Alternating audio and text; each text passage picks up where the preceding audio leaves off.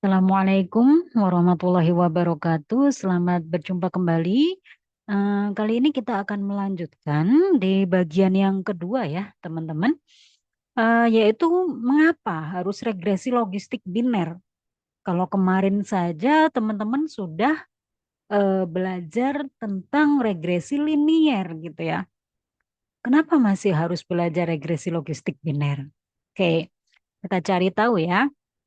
Nah, kita sedikit kembali ke belakang di pertemuan yang kelima, teman-teman. Masih ingat ya, ada GLM untuk outcome biner, di mana di Generalized Linear Model kita sudah mempelajari bahwa GLM itu memiliki tiga komponen, yaitu random komponen. Random komponen adalah komponen yang dianggap random, ya, yaitu variabel respon, di mana eh, random komponen pada GLM outcome biner itu otomatis respon variabelnya itu bersifat dikotomi atau biner gitu ya. Sehingga nilai pada individu ke I itu hanya akan memiliki dua kemungkinan nilai, yaitu satu atau nol. Oleh karenanya, YI itu akan berdistribusi binomial gitu. Dan kita akan memodelkan probabilita, jadi bukan Y1, Y0-nya yang kita modelkan seperti tadi yang sudah saya sampaikan pada video sebelumnya ya. Yang akan kita modelkan yaitu probabilita atau peluang bahwa YI sama dengan satu gitu ya sebagai fungsi dari variabel prediktor. Eh apa namanya? Kalau di regresi linier ya ini nilai-nilainya ini langsung kita regresikan gitu ya. Tetapi kalau di apa namanya regresi logistik biner tadi sudah kita bahas yang dimodelkan adalah peluangnya. Kemudian komponen yang kedua yaitu sistematik komponen, yaitu berupa variabel prediktor baik berupa kuantitatif ataupun kontinu. Kemudian kualitatif berupa data-data diskrit ataupun keduanya. Ini bisa masuk ke dalam bisa masuk ke dalam model gitu ya. Nah, komponen sistematik itu terdiri dari fungsi linier. Nah, ini kan fungsi linier ya, kok seperti kombinasi linier kalau teman-teman belajar di apa namanya aljabar linier dulu gitu. Nah, dinyatakan dalam bentuk seperti ini, di mana beta 0, beta 1 sampai dengan beta ke P ini merupakan koefisien yang tetap atau konstan gitu. Dan apa namanya XJI merupakan nilai variabel prediktor ke J. Nah, gini. Ini sudah ada tambahan. Jadi J ini adalah untuk variabel adalah notasi untuk variabel ke gitu ya. Sedangkan I itu adalah untuk amatan. Oke? Jadi diingat-ingat J itu menyatakan banyaknya variabel bebas gitu ya. Banyaknya variabel bebas. Jadi J itu 1, 2 sampai dengan J ke P. Kayak gitu. Biasanya seperti itu menuliskannya. Kemudian I itu adalah 1, 2 sampai dengan N. Gitu teman-teman. Nah, komponen yang ketiga dari JLM yang kita sudah pelajari yaitu link function. Link function yang teman-teman waktu itu masih ingat ya, kita turunin dari natural parameter gitu. Dari natural parameter ketika kita berawal dari PDF binomial sehingga kemudian kita mendapatkan bentuk len pi per 1 min pi. Oke, kalau lupa silahkan hentikan videonya sampai di sini, buka lagi catatan pertemuan kelima gitu. Tapi bagi teman-teman yang sudah memahami, oke, silahkan dilanjutkan untuk menyimak video ini. Oke, teman-teman, saya akan review lagi eh, terkait dengan len, gini ya. Di sini ada len, len pi per 1 min pi. Sementara pi per 1 min pi, jadi kalau sudah ngelihat pi di sini, ini kondisinya adalah pi y sama dengan 1 given x ya. Given x baris tertentu. Jadi ini peluang sukses given baris tertentu. Sedangkan 1 min P ya berarti P Y sama dengan 0 given baris tertentu. Makanya ini sebenarnya adalah odds yang sudah kita pelajari juga sebelumnya. Gitu teman-teman. Oke, maka kita akan melanjutkan memahami kembali apa sih keterkaitan antara peluang, odds, dan learn odds. Ini ada di buku Agresti ya, Eko Agresti, Zens kayaknya. Kita lihat di sini teman-teman, probability value, and then their corresponding odds dan natural log of the odds. Jadi learn odds gitu. Kita lihat di sini teman-teman, hubungan antara peluang yaitu CP, odds tadi sudah saya jelaskan sekali lagi. Ini tuh maknanya sebenarnya adalah PY. Ini boleh dituliskan P? Boleh. Pi, Y sama dengan 1. Tapi biasanya kalau kita bicara peluang ini nulisnya P. Tapi kalau sudah tidak dinyatakan peluang, jadi ini dinyatakan dalam Pi. Jadi yang tadi ini sebenarnya P ya, peluang gitu. Biasanya kan lazimnya seperti itu ya. Untuk menuliskan peluang PY sama dengan 1 given baris tertentu. Given baris tertentu. Jadi 1 min P adalah P, Y sama dengan 0 given X sama dengan X tertentu. Kayak gitu teman-teman, saya akan hapus dulu. Jadi gimana sih keterkaitan antara peluang, odds, dan learn odds? Kita lihat di sini. Saya pakai merah ya, biar semangat. Pi sama dengan 0. Kita lihat, ketika Pi-nya, Pi itu berarti peluang. Ketika peluangnya mendekati 0, gitu. Ketika peluangnya mendekati 0, kita sedang bicara yang ini ya. Jadi ilustrasinya ada di sini. Maka odds-nya adalah juga mendekati 0. Ya, artinya misalkan 0 per 1 min 0. Berarti kan 0 per 1. 0, makanya ini 0. Jadi ketika dilenkan, len dari 0, eh, ini adalah minus tak hingga. Jadi di sini nih. Ini ya. Apakah nol benar-benar nol? Ya ini kan mendekati ya. Maksudnya ini mendekati bukan sama dengan nolnya gitu. Karena di sini ketika mendekati nol, maka odds-nya juga sama. Nilainya juga akan dekat dengan nol gitu. Apa semakin kecil gitu maksudnya. Nah, ketika kita lakukan len, ini kan nilainya besar ya, 6,907, tapi tandanya negatif.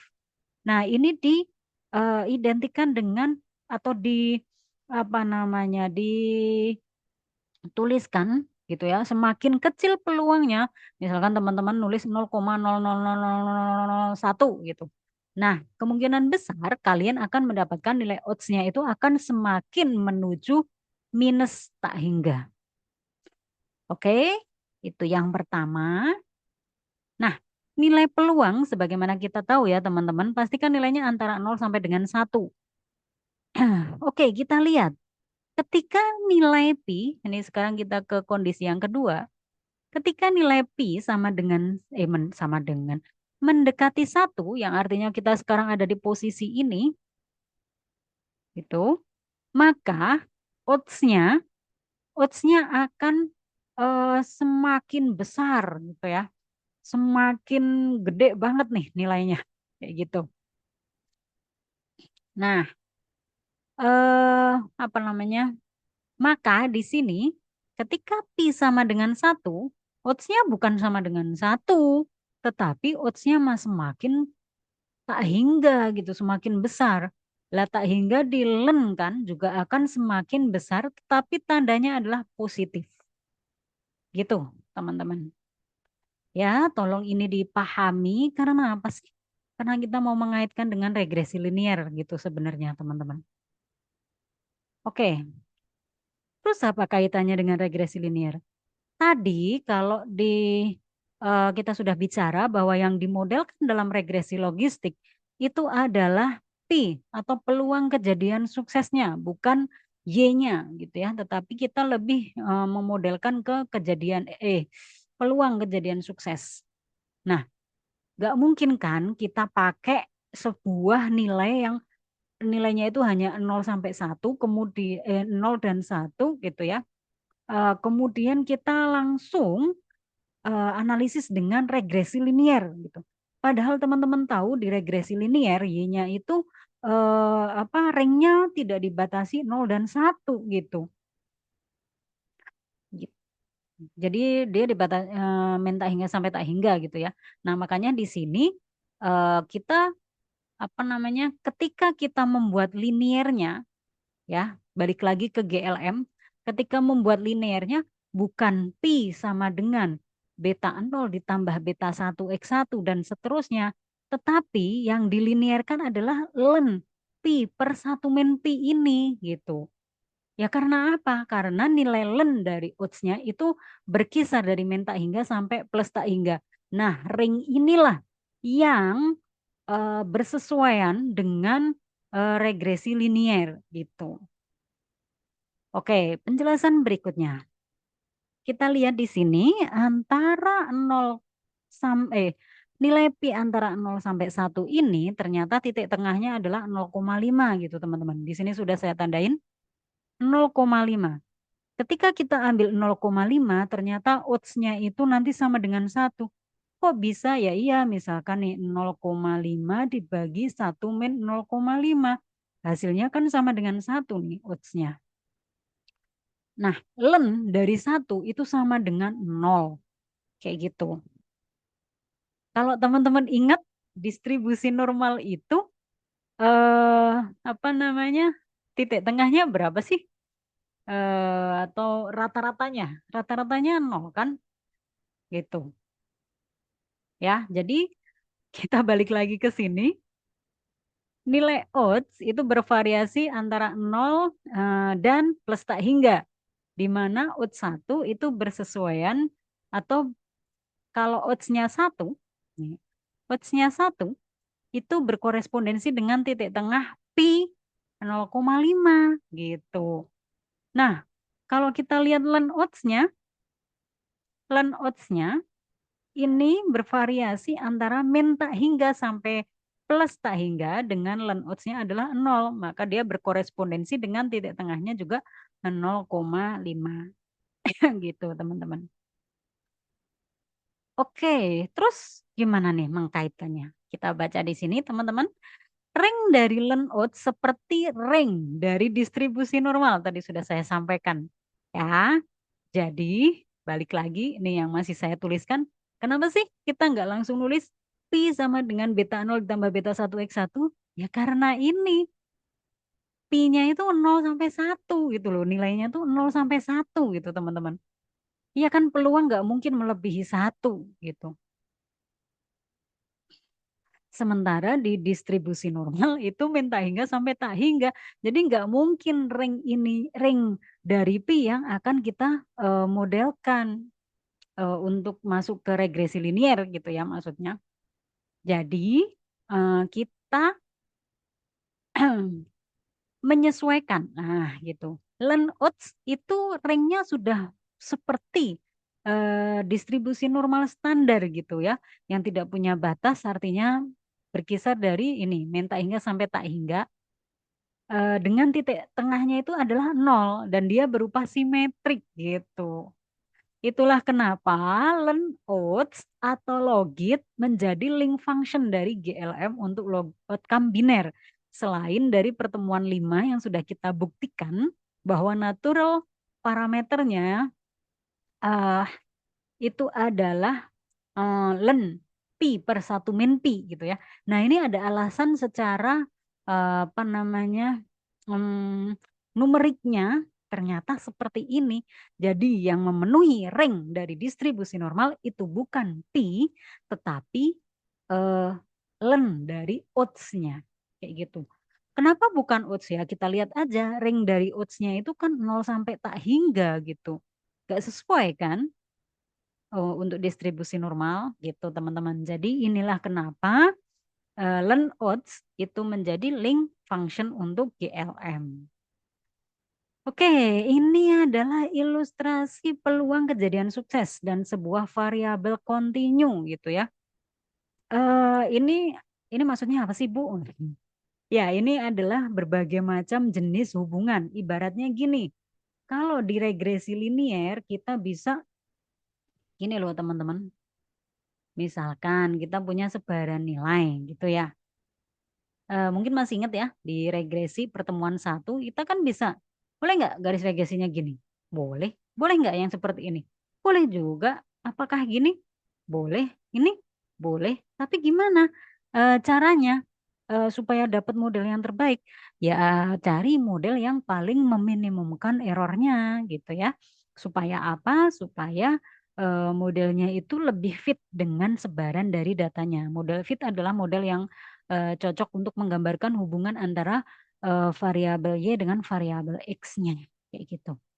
Nah, sama juga seperti yang ada di apa namanya regresi linier, tetapi masih ingat ya teman-teman kalau di apa namanya fungsi peluang, eh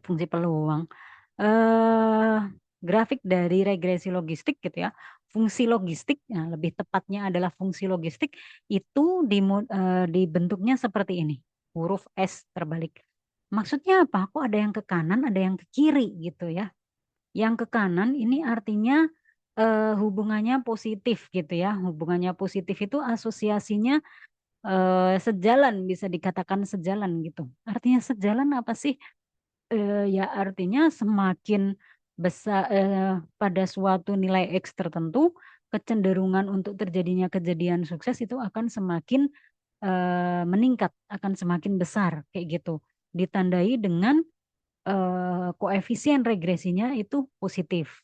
Sementara untuk yang kayak gini ya, yang dari kiri ke kanan ya pasti teman-teman tahu analoginya sama dengan ketika kita memodelkan analisis regresi ketika slope-nya negatif gitu. Ketika slope-nya negatif artinya apa? Ya artinya eh, hubungannya kan berbanding terbalik gitu ya. Ya, ini juga mungkin nggak terjadi di regresi logistik hubungan yang seperti itu. Sangat mungkin teman-teman, karena nanti bisa jadi koefisien regresi yang kita peroleh itu bertanda negatif. Yang artinya apa? Yang artinya ketika dia ada suatu nilai X tertentu eh, eh, muncul, maka peluang kejadian suksesnya itu akan semakin kecil atau kecenderungan untuk terjadinya PY sama dengan satu given X tertentu itu akan semakin kecil. Kayak gitu, teman-teman. Nah, eh masih juga terkait dengan pertemuan 5. Jadi, di fungsi logistik ini bisa didekati dengan dua apa namanya CDF ya. Yang pertama adalah CDF logistik. Jadi kalau kita gunakan CDF logistik itu namanya adalah logit model. Sedangkan menggunakan CDF normal ini adalah probit model. Nah, kalau di analisis data kategorik ini kita lebih banyak membahasnya yang ini. Sedangkan untuk probit model, nah teman-teman bisa cari ya di Simpus ada kok beberapa penelitian yang sudah menggunakan probit model gitu. Silahkan dicari. Oke, kita akan masuk ke model regresi logistik biner. Ya, peluang sukses dari kejadian binomial tidak dapat dimodelkan dengan regresi linier. Ya, tadi kan pertanyaannya kenapa sih harus regresi logistik biner? Nah, ini alasannya ada dua ya, teman-teman. Yang pertama, pada model regresi linier, nilai dari dependent variabel itu berupa data kontinu dengan nilainya berkisar dari min tak hingga sampai tak hingga. Ada asumsi pula bit distribusi normal dan variannya konstan gitu ya. Eh, Apa namanya? Maka model OLS kalau pada kondisi-kondisi yang asumsinya terpenuhi, dia akan mendapatkan estimator yang blue, base linear unbiased estimator gitu. Nah, sementara itu, pada saat memodelkan probabilitas kejadian binomial, rentang yang kita miliki, rentang nilai, gitu ya. Sekali lagi yang dimodelkan adalah probabilitas, maka rentang nilai yang kita punya itu adalah 0 kurang dari pi kurang dari 1. Maksudnya rentang peluangnya ya antara 0 sampai 1 gitu loh. Terus satu lagi, ini kan tidak memenuhi nih yang pertama nih. ringnya aja nggak memenuhi, nggak sesuai dengan ini, gitu kan. Terus coba lihat yang di sini.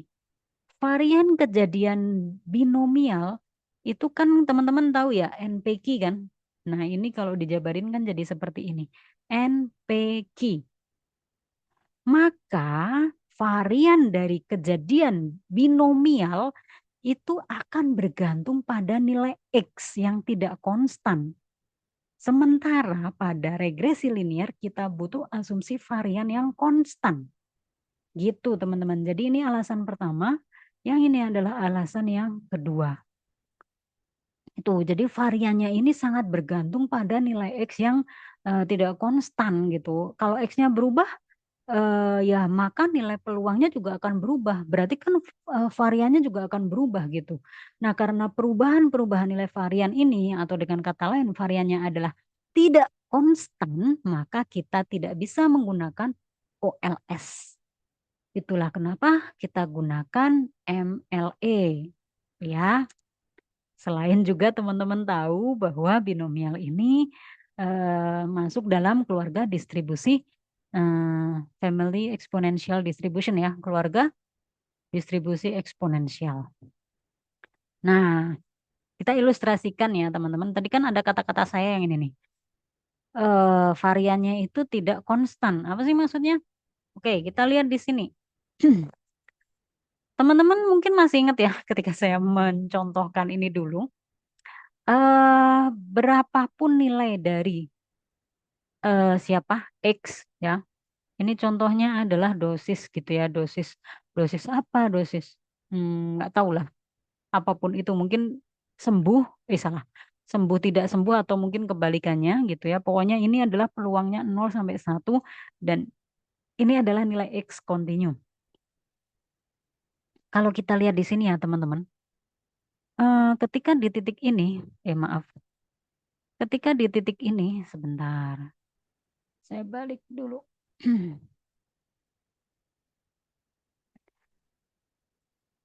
Gimana nih?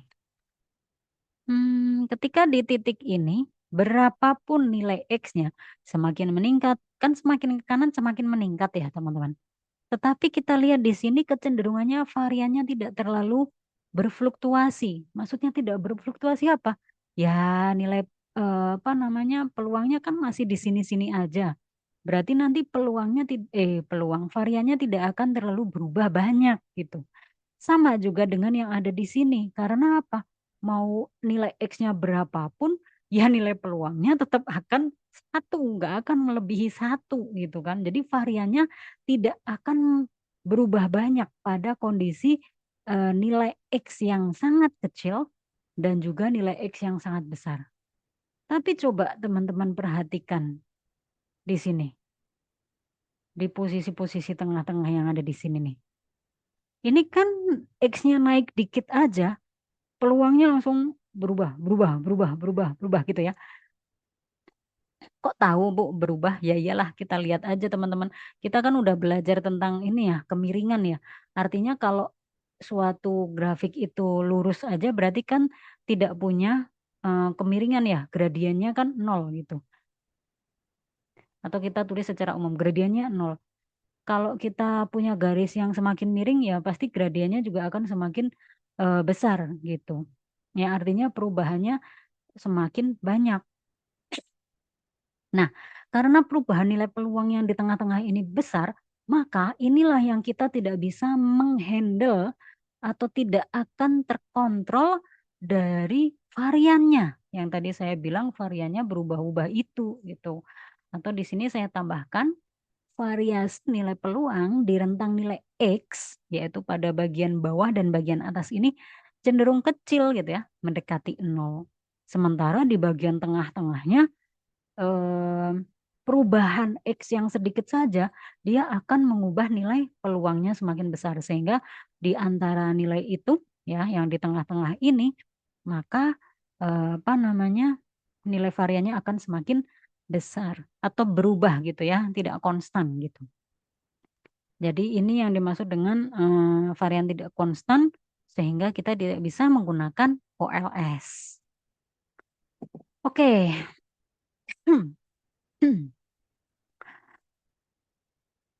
Memodelkan probabilitas sukses dari kejadian binomial menggunakan fungsi logistik kumulatif ya. Yang ini, ya ini yang sudah digambarkan ini namanya CDF logistik ya, menggunakan eh, fungsi kumulatif logistik atau fungsi logistik kumulatif juga boleh nyebutnya seperti itu. Oke, model regresi logistik biner. Kita mulai masuk model ya teman-teman, yang mungkin kalau di regresi linear kalian sudah dapat Y sama dengan beta 0 ditambah beta 1 X1 dan seterusnya. Ini kalau kita bicara satu variabel bebas ya berhentinya sampai di sini. Nah, kita juga pakai satu variabel bebas aja dulu ya biar gampang. Maka modelnya bisa ditulis seperti ini. Jadi menulis model kayak gini boleh? Boleh. Yang pertama yaitu logit. Kalau nulisnya logit berarti PY sama dengan 1. Atau ada juga yang menuliskan lebih lengkap lagi logit P Y sama dengan 1 given gitu ya. Tapi di buku-buku biasanya seperti ini, tidak ada givennya. Nanti penulisannya bisa disesuaikan dengan sumber yang dirujuk. Gitu ya. Sebentar. Logit PY sama dengan 1 itu sama dengan beta 0 ditambah beta 1 XI1. Nah, ini kurang konsisten kalau di sananya ada I, berarti di sini juga harus ada I. Gitu. Ya. Nah, kalau nulisnya logit berarti seperti ini, teman-teman. Atau bisa juga dituliskan logit Pi, eh, logit Pi, ada juga yang nuliskan Px gitu ya. Itu sama dengan len Pi per 1 min Pi beta 0 ditambah beta 1 X gitu. Ini ada yang nulisnya gini, XI, kayak gitu. Kita hapus aja dulu I-nya supaya nggak bingung. Ya, jadi teman-teman boleh menuliskan seperti ini, logit Pi sama dengan len. Jadi kalau logit itu berarti Pi, tapi kalau nulisnya pakai oats itu berarti sudah pakai len. Jadi makna ini juga terbaca logit ya sebenarnya ini. Len Pi per 1 min Pi ini juga terbaca sebagai logit. Gitu. Nah, inilah model regresi logistik biner gitu. Oke, yang ini kita lanjutkan saja. Nah, masih kita kaitkan dengan regresi linear nih teman-teman. Hmm, di regresi linear kita punya Y sama dengan beta 0 ditambah beta 1 X1 gitu ya. eh Kalau ini jadi I, ini juga tambahin I, ditambah EI. Dengan asumsi ini kan 0 ya. Asumsinya ekspektasi, bukan 0. Tapi ekspektasi dari error adalah sama dengan 0, berarti ekspektasi dari YI akan sama dengan beta 0 ditambah beta 1 X1I. Nah, misalkan case-nya ini tolong dipahami benar-benar ya. Misalkan nih, kalian paksakan. Nah, ceritanya nih maksain diri gitu. Kalian punya data seperti ini. X-nya adalah skor TPA, Y-nya adalah 1 jika lulus, 0 jika tidak lulus. Nah, bayangin di data kalian, data mentah kalian, berarti Y-nya itu nilainya hanya 1, 0, 1, 0, 1, 0, 1, 0, kayak gitu aja terus. Nah, ini ceritanya mau maksain nih. Ibaratnya belum kenal nih sama ADK gitu ya. Oke lah, kita running dengan regresi linear gitu. Apa yang terjadi gitu ya. Oke, saya tidak akan menunjukkan secara numeriknya ya teman-teman. Kita lihat secara rumusnya aja dulu. Maka ketika kita punya kasus seperti ini, otomatis kita gunakan modelnya ini kan karena kita sok-sokan, sok-sokan, seolah-olah baru tahu anarek gitu. Jadi kita pakai modelnya ini, walaupun Y-nya isinya 1010 gitu. Di dalam analisis regresi kita tahu bahwa ada asumsi ini. Ekspektasi dari EI sama dengan 0. Gitu kan? So, kita bisa mencari ini nih, ekspektasi dari YI itu akan sama dengan beta 0 ditambah beta 1 XI. Oke, bisa dipahami ya sampai sini. Ini tinggal diekspektasikan karena ini sama dengan 0, maka hasilnya begini, gitu. Oke, secara statistik, nah nih, di StatMat, ekspektasi kondisional dari Y akan diberikan seperti ini. Ini bentuk apa sih, Bu? Nah, kan kalau di Anarek juga ada kayak gini kan, given X, gitu kan? Nah, kita juga bisa nih bikin seperti yang ada di Anarek. Kan tadi ceritanya kita baru kenal Anarek doang gitu, belum kenal ADK lah. Maka ekspektasi YI given XI kok bisa muncul kayak gini sih? Oke, mungkin teman-teman masih ingat ekspektasi X itu kan biasanya kalau di data diskrit itu kan berarti sigma X dikalikan PX, ya kan? Kalau di continue, kalau continue kan pakai integral. X dikalikan PX gitu. Kalau kita ganti nih ekspektasi Y, berarti kan sama dengan sigma Y dikalikan PY. Atau secara umum, kalau di buku-buku nulisnya kayak gini, Y kalikan FY, gitu kan? Nah ini kita bawa ke sini teman-teman. Berarti kita bisa nulis kayak gini dong. Tadi kan Y-nya sama dengan 1 dan Y sama dengan 0. Berarti YI sama dengan 1 dikalikan PYI sama dengan 1 given XI ditambah PY sama dengan 0 dikalikan YI sama dengan 0 dikalikan P ketika Y sama dengan 0 given X gitu. Pasti kok nggak ngerti? Oh gini teman-teman. Kan Y-nya punya nilai antara 0 dan 1 gitu kan. Nah misalkan Y ini berdistribusi tertentu lah. Ibaratnya kita belum tahu gitu. Ya tulis aja FY gitu ya. Punya fungsinya ini. Berarti kan ekspektasi dari Y itu kan sama aja dengan sigma dari Y dikalikan FY.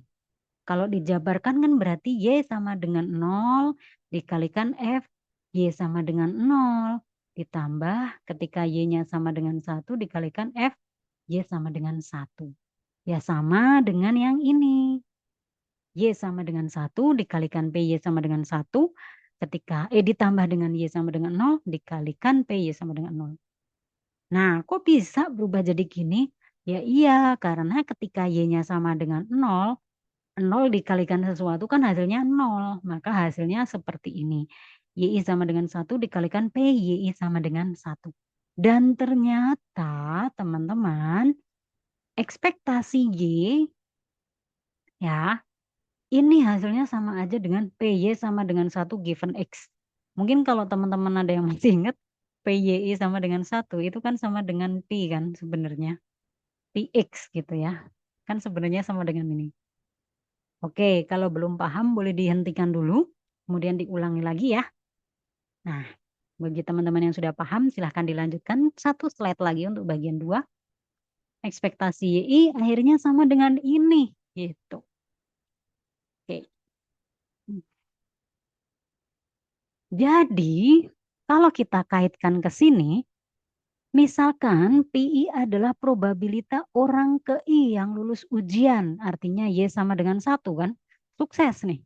Dan 1 min P itu adalah peluang orang tidak lulus, maka bentuk yang tadi kita turunkan bareng-bareng ini bisa dong kita ganti begini. Ya tadi yang sudah saya jelaskan juga. Ekspektasi YI given XI sama dengan PY sama dengan 1. Kok bisa sih jadi PI? Lah ini kan katanya ketika Y sama dengan 1, PY sama dengan 1 ya sama dengan PI ini kan. Probabilitas orang sukses ke I lulus ujian. Jadi sama dengan ini nih. Nah, gitu. Lah terus Kaitannya apa? Kaitannya kita balik lagi nih. Tadi kan ceritanya kita masih mengenal Anarek aja. Nah, di Anarek kan kita dapatnya ini ekspektasi Y. Sebenarnya ada given XI-nya juga kan tadi sama dengan beta 0 ditambah beta 1 XI. Karena kita sudah punya ini, boleh dong kita persamakan seperti ini. Ya kan? Berarti beta 0 ditambah beta 1 XI sama dengan II dong. Ya sementara kayak gitu loh. Terus yang bikin aneh lagi ya teman-teman. Di sini akan terkuak kenapa tidak boleh pakai anarek. Nah, kita tahu bahwa peluang itu bergeraknya dari 0 sampai 1. Lah kalau ini sama dengan, berarti boleh dong kita juga menuliskan begini, dituliskan begini. Ya ini kan PI-nya tinggal diganti beta 0 tambah beta 1. 0 kurang dari beta 0 itu kurang, eh 0 kurang dari sama dengan beta 0 ditambah beta 1. XI kurang dari sama dengan 1. Oke, sekilas aman kan? Iyalah, tinggal ganti-ganti aja gitu ya. Sampai di sini seolah-olah aman. Tapi, teman-teman, kalian sadar nggak? Misalkan kita punya beta nolnya 0,5. Satu lah katakan. Beta satunya misalkan 1,67. Oke? Jika kita punya suatu nilai X. X ini kan variabel prediktor ya. Tadi kan katanya X itu skor TPA. Nah, misalkan skor TPA-nya 500. Misal kita masukkan beta 0 ditambah beta 1 X. 0,51 ditambah 1,67 dikalikan 500. Kira-kira berapa hasilnya ini? Boleh dihitung atau tidak dihitung juga nggak apa-apa. Sudah kelihatan dari hasilnya ya. Pasti nilainya lebih besar dari 1. Tadi sampai sini seolah-olah aman kan? Tapi ternyata ini teman-teman. Apakah estimator hasil OLS ini bisa menjamin bahwa nilai dari beta 0 ditambah beta 1 XI sama ada di rentang 0 sampai 1? Ternyata tidak, teman-teman. Apalagi ketika X-nya semakin besar. Justru dia nilainya akan semakin jauh dari 1. Ya, dari yang seolah-olah aman kita gunakan OLS, tapi ternyata dia tidak pernah menjamin hasil dari OLS itu akan sama dengan 0 atau nilainya akan berada di antara 0 sampai 1. Gitu teman-teman, kenapa kita harus mempelajari regresi logistik di samping juga sudah menguasai analisis regresi linier. Gitu ya.